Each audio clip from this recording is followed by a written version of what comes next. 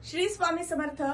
स्वामी कृपा ज्योतिष मध्ये मी भास्कराचार्य तुमचे हार्दिक स्वागत करते. जाणून घेणार आहोत रेकी म्हणजे काय.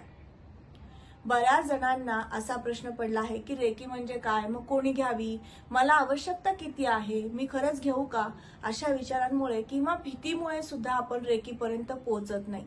मग आता ती रेकी काय आहे हेच आपण समजून घेऊयात. सर्वप्रथम आपल्याला विनंतीपूर्वक सांगू इच्छिते की आजचा हा व्हिडिओ जर आवडला तर व्हिडिओला लाईक आणि शेअर करायला अजिबात विसरू नका. रेकी म्हणजे गौतम बुद्धांनी हे शास्त्र प्रचलित केलं होतं. याचा प्रचार आणि प्रसार सुरुवातीला भारतात झाला आणि त्यानंतर ते मोठ्या प्रमाणात जपानमध्ये मेकाई सुई नावाचे जे गृहस्थ होते त्यांनी याचा मोठ्या प्रमाणात प्रचार आणि प्रसार केला आणि त्या माध्यमातून अनेक अनुयायी तयार केले.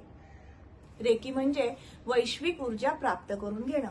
आणि की या दोन अक्षरामध्ये संपूर्ण अर्थ सामावलेला आहे, तो म्हणजे वैश्विक ऊर्जा. रे म्हणजे वैश्विक आणि की म्हणजे ऊर्जा. रेकी म्हणजे वैश्विक ऊर्जा आपल्या स्वतःच्या 7 चक्रांना प्राप्त करून देणं. एखाद्याला सतत मानसिक तणाव आहे अशा व्यक्तीने रेकी घ्यावी. बाल, वृद्ध, अशक्त, आजारी, त्याबरोबरच स्वतः कुठल्याही कामामध्ये सतत ऍक्टिव्ह राहणारी व्यक्ती, अशा व्यक्तीने सुद्धा रेकी घ्यावी. रेकी घेणं म्हणजे मेडिटेशनच्या माध्यमातून तुम्हाला ब्रह्मांडातील ऊर्जा तुमच्यापर्यंत पोहोचवण्याचं कार्य करणं म्हणजेच रेकी देणं होय. आणि घेणं म्हणजे तुम्हाला ती स्वीकारायची आहे आणि तुमच्या शरीरातील 7 चक्र ऍक्टिव्ह करून घ्यायची आहेत. अशा दोन्ही माध्यमातून रेकीचं कार्य चालू असतं.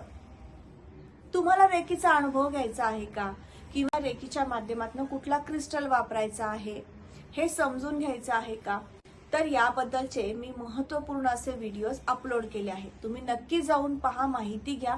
तुम्हाला रेकीची आवश्यकता कितपत आहे, तुमच्या जन्मलग्न कुंडलीप्रमाणे तुम्हाला किती समस्या आहेत आणि त्या माध्यमातून तुम्हाला रेकीची आवश्यकता किती आहे हे जाणून घ्यायचं असेल, नक्की मला संपर्क करा. माझा संपर्क क्रमांक मी या व्हिडिओच्या डिस्क्रिप्शन बॉक्समध्ये तसंच स्क्रीनवर सुद्धा शेअर करत आहे. पुन्हा भेटूयात. श्री स्वामी समर्थ. जय जय स्वामी समर्थ. रामकृष्ण हरी.